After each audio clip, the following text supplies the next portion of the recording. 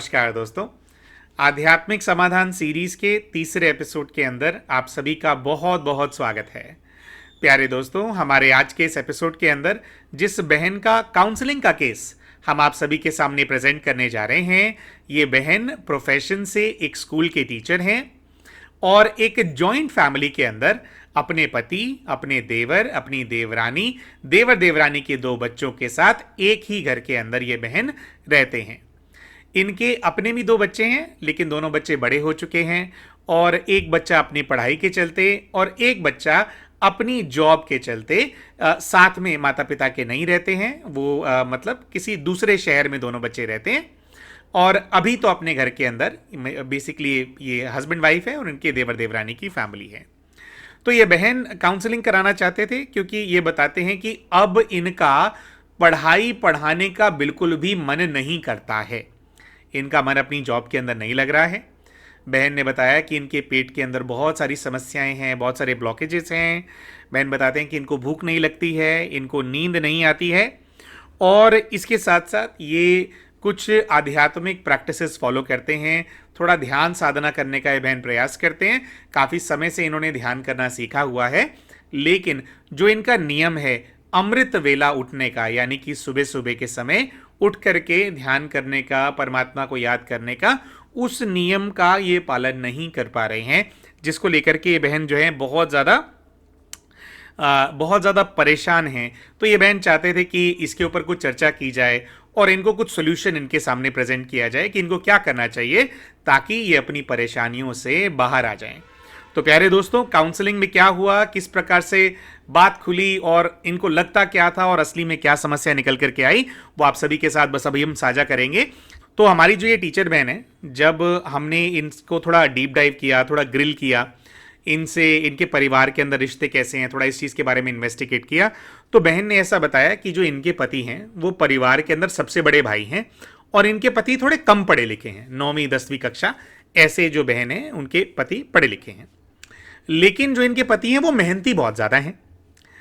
ये बताती हैं कि जो देवर है, देवर पेशे से इंजीनियर हैं और जो इनके पति हैं, इनके पति ने ही, मतलब जैसे पुराने टाइम में होता था ना कि जो बड़ा भाई है अगर एज डिफरेंस ज़्यादा है और वो कमाने धमाने वाला है, तो इनके पति ने अपनी पढ़ाई की चिंता न करके सही समय पर, कुछ घर के अंदर कॉम्प्लिकेशन था, परिवार नहीं थे, तो इनके पति ने छोटे मोटे बहुत सारे ऑड जॉब्स किए, धीरे धीरे अपने बिजनेस को सेट किया और अपना जो भाई है उनकी पढ़ाई के ऊपर उन्होंने बहुत ज़्यादा खर्चा किया और करके उसको जो है इंजीनियर बनाया। तो ये बताती हैं कि जिस समय ये विवाह करके घर के अंदर आए थे, उस समय पे जो इनके देवर हैं वो स्कूल गोइंग थे। तो इन्होंने, जैसे एक माँ होती है, माँ बन करके ही उनकी अपब्रिंगिंग करी और उनकी जो पढ़ाई है, जो इंजीनियरिंग हुई, उनको बहुत पढ़ाते भी थे, मतलब तो उसके अंदर इनका भी बहुत ज़्यादा कंट्रीब्यूशन है। और इनको ऐसा लगता था कि कलो बात ही छोटा भाई है, छोटा भाई भी तो बेटा ही होता है, तो मेरे पति कर रहे हैं तो करने दो। तो ये इनकी मेंटालिटी थी। ये बताते हैं कि छोटा भाई इंजीनियर बन गया, लेकिन इंजीनियरिंग करने के बाद वो जो भाई है उसको शायद अपनी जॉब के अंदर सेटिस्फैक्शन नहीं हो रहा था। तो जिस समय की ये बात है, तो उस समय कुछ ऐसा था कि इनके जो पति हैं उनका काम बहुत ज़्यादा चल गया था। कुछ उनकी दुकानें हैं, काफ़ी बड़ी इनकी दुकान, शोरूम इनका हो गया था। तो भाई को थोड़ा ये इंटरेस्ट आया कि भी मैं भैया इंजीनियरिंग नहीं करूँगा, आप मुझे अपने साथ अपने काम में रख लो। अब देखिए, जब 2 भाई होते हैं, सगे भाई होते हैं, तो उनके अंदर हिसाब किताब आमूमन तौर पे इस प्रकार से नहीं चलता कि तुम मेरे पास करोगे तो नौकरी करोगे। तो ये बताती हैं कि मेरे पति ने कहा कि हाँ ठीक है, घर का ही है, अपना ही काम है, तो कोई बात नहीं बेटा तू आ जा, और उनको मतलब एज अ पार्टनर अपने साथ इनके पति ने इन्वॉल्व कर लिया। अब ये बताती हैं कि शुरू के अंदर तो सब चीज़ें अच्छी थी, देवर मुझे बहुत ज़्यादा पूछता था, मेरी बहुत ज़्यादा इज्जत करता था, लेकिन जब इनके देवर का विवाह हुआ, तो देवर का विवाह होने के बाद जो इनकी देवरानी आई, तो देवरानी जो है वो कंप्लीटली हाउसवाइफ थी और ये जो बहन है ये हमेशा से वर्किंग थी, क्योंकि जैसे देवर को भी पढ़ाना था और ये सब जो घर की जो जिम्मेवारियां थी उसके अंदर पहले तो पति का काम नहीं चलता था ना, तो हमेशा से इन्होंने काम किया और इन्होंने भी घर के अंदर अपना कॉन्ट्रीब्यूशन दिया। तो ये बताते हैं कि इनकी जो देवर की वाइफ आई, देवरानी जो आई, तो उनको ये बात बिल्कुल भी पसंद नहीं थी कि ये तो अपना मुंह उठा करके नौकरी पर चली जाती हैं और घर का काम सारा मुझे करना पड़ता है। तो ये बहन बोलती हैं कि भैया देखो, मेरा पक्ष ये है कि अगर मैं काम करने जाती थी तो भी अपने घर की जो मेरी जिम्मेवारियां हैं उनको मैं पूरा करके जाती थी। वेर एज देवरानी को ऐसा लगता है कि भैया कि भाई काम मुझे करना पड़ता है क्योंकि ये तो नौकरी पे निकल जाती हैं। तो इनका कुछ शुरू शुरू में इसी वजह से मतलब अंडर करंट्स थे देवर देवरानी की, सॉरी देवरानी और जेठानी के बीच में आपस में अंडर करंट्स थे। मतलब सामने से कुछ नहीं बोल रहे हैं, अंदर ही अंदर सब कुछ चल रहा है। तो ये बताते हैं कि जो देवरानी है उसने एकदम से लड़ाई करनी शुरू नहीं करी। उसने सबसे पहले ये ऑब्जेक्शन उठाया कि जो मेरा देवर है वो मुझसे बात ना करे। अब ये बोलती है मैंने अपने देवर को बेटे की तरह बड़ा किया था, वो मुझसे बात करता था तो देवरानी को बहुत दिक्कत होती थी, तो देवरानी ने बात मना कर दी। तो मुझे बड़ा दुख हुआ इस चीज़ का, लेकिन फिर मैंने इस चीज़ को देखा कि चलो कोई बात नहीं, उनकी अपनी गृहस्थी है। तो ये कहते हैं कि मैंने इस चीज़ पे फिर ऑब्जेक्शन नहीं उठाया कि चल कोई बात नहीं, नई बात करने के लिए मना करता है तो नहीं। तो ये बोलते हैं कि देवर मेरे पास आया था, उसने मेरे पैर छुए, उसने कहा कि भाभी माँ ऐसे ऐसे वो बोल रही है तो फालतू बातें करती है, तो मैं आपसे बात नहीं कर पाऊंगा, आप बुरा नहीं मानना, आपकी पूरी इज्जत है मेरे मन के अंदर, लेकिन मेरा घर खराब हो जाएगा। तो इन्होंने बोला कि मैंने ये बात सुन करके जो है वो कर दिया। अब ये बताते हैं कि ये जो बात हुई थी कि तो इसको अब 15-20 साल हो चुके हैं और मैंने अपनी देवर से जो कम्युनिकेशन है उसको बिल्कुल कट कर दिया। अब उतने समय के अंदर जो उनकी उनकी वाइफ है देवर की, तो उनके आपस में बात होती होंगी, जैसे भी उनके कान भरती होंगी। तो आज के समय में कुछ ऐसा है कि जो देवर है वो बहुत ज़्यादा नेगेटिव है इनको लेकर के, और इस चीज़ का इनके मन के अंदर बहुत ज़्यादा मलाल है। जो चीज़ सामने आ रही थी, इनको यही था कि मैंने उसको अपने बच्चे की तरह बड़ा किया, मैंने उसको बच्चे की तरह बड़ा किया और उसने मेरे साथ ऐसा कर दिया। और फिर अभी कुछ रिसेंटली शायद इन लोगों को कोई झगड़ा भी हुआ था, उस झगड़े के अंदर जो देवर है उसने कुछ ज़्यादा खरी खोटी इनको बातें सुना दी।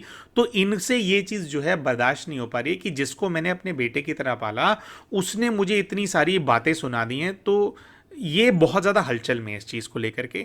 जो बहन है मतलब ये जो हमारे को समझ में आया, ये हर वक्त इसी चीज़ के बारे में सोचती रहती हैं कि मैंने ये किया, मैंने वो किया, ये देवरानी ऐसे करती रहती ये वो।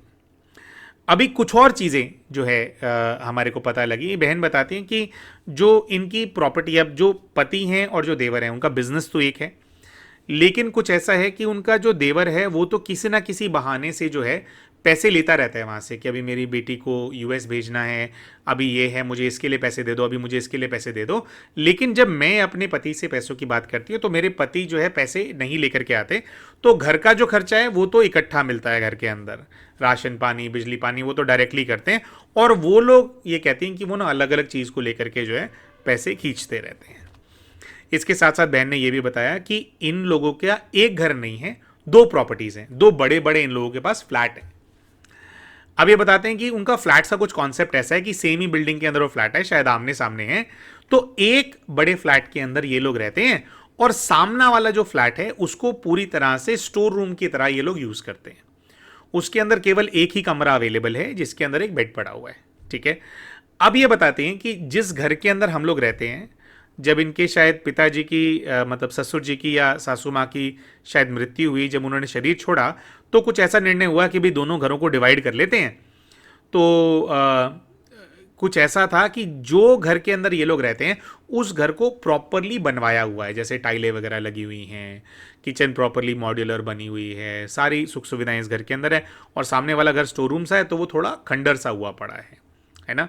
और जैसे दीवारों पे टाइलें नहीं है, मतलब काम नहीं हुआ उस घर के अंदर, उसके अंदर रेनोवेशन की आवश्यकता है। तो बताते हैं कि जिस घर के अंदर पैसा लगा हुआ है वो घर तो देवरानी ने अपने नाम करवा लिया, और जो घर स्टोर रूम बना हुआ है वो घर मेरे पति के नाम पे और मेरे नाम पे है।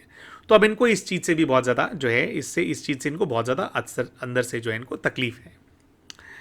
तो अभी ये मतलब फिर जब ये बात हो रही थी तो बहन इस द्वंद के अंदर थी कि भैया मुझे अब करना क्या चाहिए। देखो उन्होंने ऐसे मेरे साथ गलत किया, देखो उन्होंने यहाँ पे भी मेरे साथ चालाकी कर ली, देखो उन्होंने मेरे साथ यहाँ पे भी चालाकी कर ली। तो हमने जब कॉन्वर्जेशन हुआ तो बहन से हमने बात करी कि बहन ये बात बताइए आप कि ये तो चलो आज हुआ, तो क्या ये आज जाकर के चालाकी हुई है, शुरू से नहीं हो रहा था? तो इन्होंने बोला कि नहीं, शुरू में हमें ना फील नहीं होता था तो मैं लेट गो करती थी। देवरानी का और मेरा तो हमेशा से ही क्लैश था। तो हमने बहन से पूछा कि बहन अगर आप लोगों का शुरू से ही आपस में क्लैश था और आप लोगों के परिवार के पास दो प्रॉपर्टीज थी, दो फ्लैट्स थे, तो आपने क्यों ये डिसीजन नहीं लिया कि भाई हम दोनों अलग हो जाते हैं? आपको अलग हो जाना चाहिए था। और अगर देखिए एक परिवार है, एक परिवार के अंदर जब आप परिवार साथ में होता है तब आप ऐसा नहीं सोच सकते कि जो देवर है उसकी बेटी को यूएस जाना है तो उनको पैसा ना मिले या उतना ही पैसा मेरी बेटी को भी मिले। तो हमने इनसे पूछा कि भाई जो आपके बच्चे हैं, क्या उन्होंने ये डिमांड रखी कि हमारे को यूएस जाना है, हमारे को कनाडा जाना है, और उनकी डिमांड को मतलब डिनाई किया गया? तो उन्होंने बताया कि नहीं, ऐसा नहीं है। मतलब उन्होंने नहीं रखी डिमांड। मतलब मेरे बच्चे तो यहीं पे पढ़ना चाहते थे, यहीं पे रहना चाहते थे, उन्होंने पढ़ लिया, वो तो अच्छी नौकरियां कर रहे हैं, उनको इधर कनाडा यूएस जाने की कोई आवश्यकता नहीं है। तो हमने उनको कहा कि बहन देखो, जब आपके बच्चों की जो ज़रूरतें हैं या तो वो पूरी ना हुई हो, अब आप इसको ऐसे नहीं कह सकते ना कि देखो आपके बच्चे की पढ़ाई है, आपके बच्चे की पढ़ाई पे 2 लाख रुपए लग रहे हैं और वो वाला बच्चा जो पढ़ाई करना चाह रहा है उसमें 6 लाख रुपए की अगर रिक्वायरमेंट है, तो आप ये नहीं बोल सकते ना कि भाई मेरे बच्चे को भी जबरदस्ती 6 लाख वाली पढ़ाई कराओ। देखिए, जब घर जुड़ा हुआ होता है तो उसके अंदर ऐसे ही होता है कि जिस बच्चे को जो रिक्वायरमेंट है, मतलब ऐसे नहीं किया जाता कि इसका इतना तो उसको भी इतना ही मिलना चाहिए। तो ये मतलब प्रैक्टिकली जो इंडियन जॉइंट फैमिलीज हैं उसके अंदर पॉसिबल नहीं है। हमने बहन को कहा कि देखिए बहन, कहीं ना कहीं हमारे को ये चीज़ नज़र आ रही है कि आप अपने दुख से कम दुखी हैं, दूसरों के सुख से ज़्यादा दुखी हैं। ठीक है? तो देखिए, बहन अपने हिसाब से अपना केस प्रेजेंट कर रहे थे, तो ऑब्वियसली जब भी कोई व्यक्ति अपना केस प्रेजेंट करता है तो अपना दुख उसको ज़्यादा पता होता है, सामने वाले का दुख इंसान को हमेशा कम पता होता है। और यहाँ पे हमने बहन को बहुत क्लियरली कहा कि हम ये नहीं कह रहे हैं कि उन लोगों ने कुछ गलत नहीं किया होगा या आपके ऊपर प्रेशर नहीं आता होगा या आप परेशान नहीं होते होगे, लेकिन आपको इस बात को समझने की आवश्यकता है कि जहाँ पर हिसाब किया जा सकता है वहाँ पर शायद आप हिसाब नहीं कर रहे हैं, और जहाँ पर नहीं करना चाहिए वहाँ पर आप जो है हिसाब को बीच में लेकर के आ रहे हो। तो एक और इन्होंने, बहन ने बहुत ज़्यादा विशेष हमारे को जो है बात बताई थी। बहन ने ऐसा बताया था कि कुछ ऐसा हो रहा है कि जब जो इनकी जो देवरानी है, ये बताती हैं कि जब भी ये बीमार पड़ती थी तो इनकी देवरानी बहुत खुश होती थी। ठीक है? इसी प्रकार से ये बताते हैं कि अभी तो मेरे बच्चे बड़े हो गए, लेकिन जब मेरे बच्चे छोटे हुआ करते थे और मेरे बच्चे बीमार होते थे तो भी मुझे ऐसा नज़र आता था कि जो मेरी देवरानी है वो बहुत ज़्यादा खुश होती थी इस चीज़ के ऊपर। अब यहाँ भी हमने बहन से काफ़ी हमने इसके अंदर इन्वेस्टिगेट किया कि भाई ऐसा हो सकता है कि देखिए, जब आपका किसी इंसान से क्लैश होता है तो हमें हमेशा ऐसा लगता है कि सामने वाला इंसान खुश हो रहा होगा, अगर वो ना भी हो रहा हो तब भी हमारे को ऐसा लगता है। तो बहन ने ऐसा बताया कि नहीं, मुझे पता है कि मैं चली जाती थी तो पीछे से बच्चों को रोटी भी नहीं देती थी, मतलब मेरे बच्चे, घर में एक लेडी है उसके बावजूद भी उनको खुद ही ट्रेन होना पड़ा करके। तो कहीं ना कहीं बहन का जो ये वाला जो इनका लॉजिक था वो मतलब ऑन द सेम लाइंस था। अभी हमने इन बहन से फर्दर पूछा कि फिर भाई भोजन कैसे होता है, किचन का क्या हिसाब किताब है, तो इन्होंने बताया कि हम लोगों की जो किचन है वो किचन सेम है, एक ही किचन के अंदर खाना बनता है। कुछ चीज़ें ऐसी होती हैं जो कि एक ही बारी में सब लोगों के लिए बन जाती हैं, बाकी फिर शायद कुछ ऐसा होता है कि जो रोटियां बनती हैं या अलग अलग कुछ कुछ मतलब कुछ चीज़ें सेम बन जाती हैं, कॉमन बनती हैं, और कुछ चीज़ें जो हैं ये लोग अलग बनाते हैं उस किचन के अंदर। अब ये बहन ने बताया कि जब मैं किचन के अंदर खाना बनाती हूँ तो इनकी जो देवरानी है उनको ये बात बिल्कुल भी पसंद नहीं है कि ये खाना बना रही हैं। ये बोलती हैं कि उसकी जो नज़रें हैं ना, नज़रें, उन नज़रों से मुझे ऐसा लगता है कि भाई ये जो आ, उनकी उसकी नज़रों से मुझे ऐसा लगता है कि जैसे उसको ये बात अच्छी नहीं लग रही है कि हम लोग रोटी भी खा रहे हैं। हमने बहन से कहा कि बहन देखो, अगर ये सब चल रहा है तो आप लोगों के पास तो 2 प्रॉपर्टी है, तो आप लोग ऐसा करो कि आप अलग हो जाओ, आप अपने पति को बोलो कि भैया मुझे दूसरे घर के अंदर शिफ्ट होना है, शिफ्ट करो, आप इस चीज़ का जब मुकाओ, है ना। आपको क्या ज़रूरत है एक ऐसे घर के अंदर रहने की जिसके अंदर इतना ज़्यादा नेगेटिव एनर्जी है, इतना ज़्यादा क्लैश है आप लोगों का आपस के अंदर। क्योंकि कहीं ना कहीं हमारे को ये बात नज़र आ रही थी, क्योंकि कि जो इनकी देवरानी है उनका जो इनके प्रति ये नेगेटिव स्वभाव है, मतलब कुछ ऐसा वो कैरेक्टर हमारे को नज़र आ रहा था कि वो हर वक्त इनके बुरे के बारे में सोचती हैं, जब भी ये सामने आती हैं वो कुदृष्टि रखती हैं चीज़ों के ऊपर। तो हमने बहन को कहा कि देखिए बहन, एक तो कुछ लोग होते हैं उनके पास ना ऑप्शन नहीं होता, आपके पास ऑप्शन है, आप इनकी नज़रों से दूर रहिए। इनफैक्ट आपको इनके सामने भोजन बनाना ही नहीं चाहिए, खाना ही नहीं चाहिए। ये जो हमारे को समझ में आ रहा था कि जो बहन को जो ये पेट की समस्या है, जो इनको भूख नहीं लगती, जो इनको एंजाइटी है, इसका बहुत बड़ा कारण है कि ये ऐसे स्थान के ऊपर रह रही हैं जहाँ पर निरंतर एक नेगेटिव एनर्जी का गोला बना हुआ है, जिसके अंदर एक दूसरी जो आत्मा है वो ये विश कर रही है कि आप या ना हो तो अच्छा है, या आपका बुरा हो जाए। हर वक्त आप एक ऐसे एनवायरनमेंट के जाल के अंदर फंसे हुए हैं।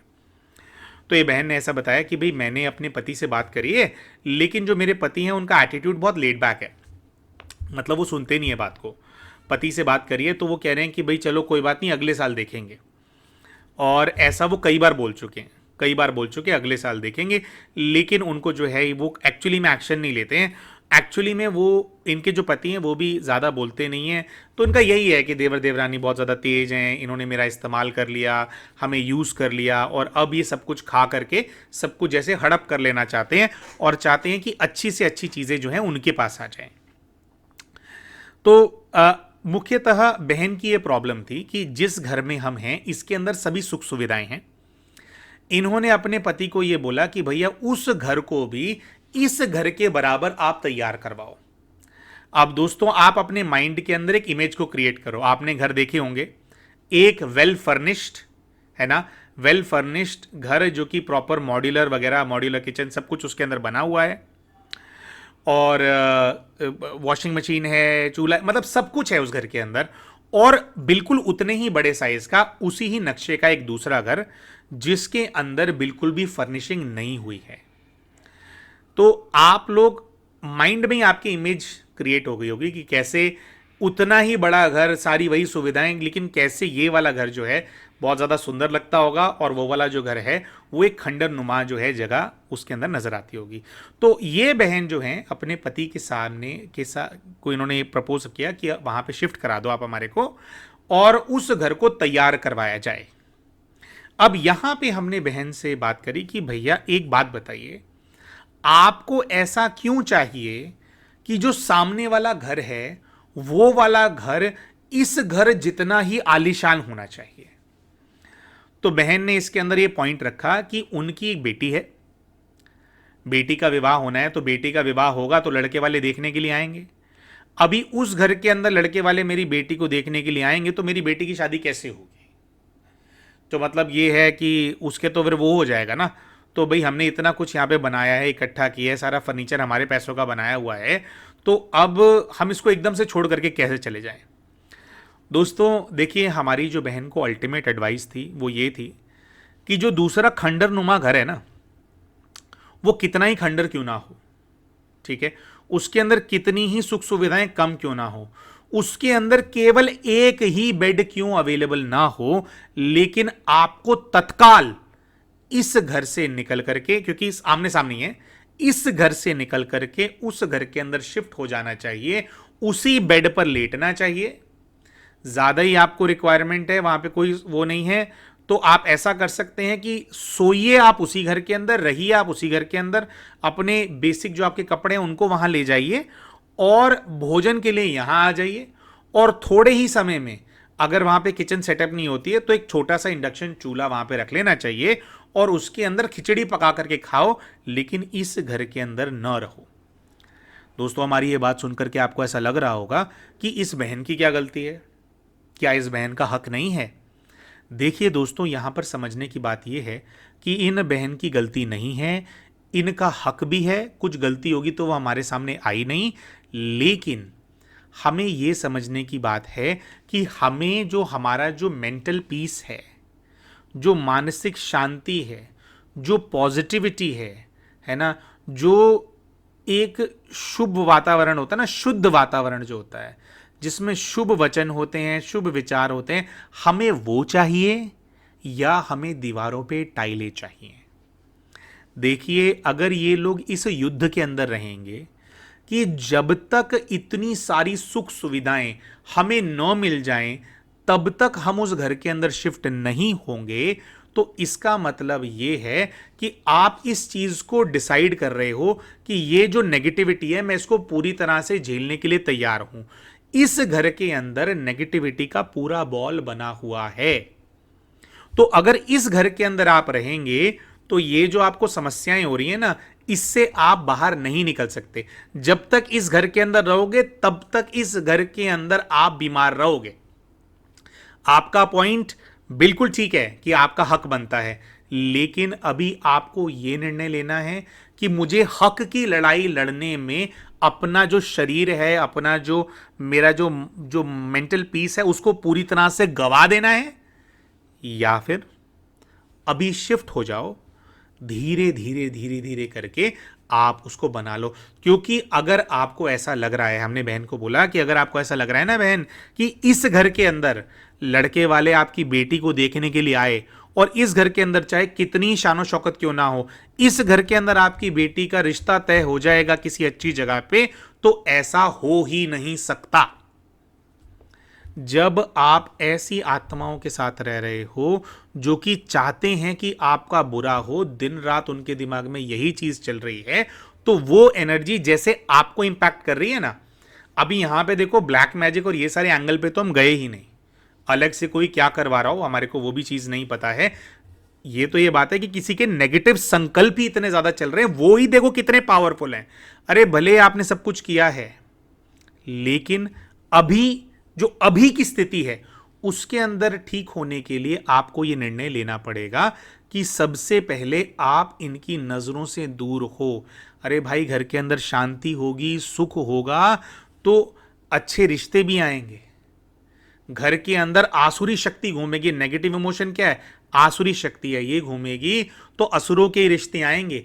फिर बेटी भी ब्याह देंगे किसी ऐसे रिश्ते के अंदर जो डिस्टर्ब एनर्जी वाले लोग होंगे, तो बच्ची फिर आगे जाकर के परेशान होगी।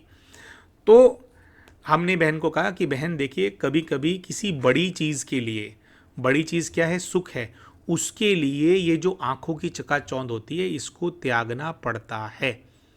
तो हमने बहन को ये एडवाइस किया, तो बहन को हमने बोला, तो बहन ने बोला कि इनके पति मानते नहीं हैं, पति वहाँ शिफ्ट होते ही नहीं हैं, ये है वो है। तो हमने बहन को कहा, बहन क्या पति एंजाइटी से गुजर रहे हैं?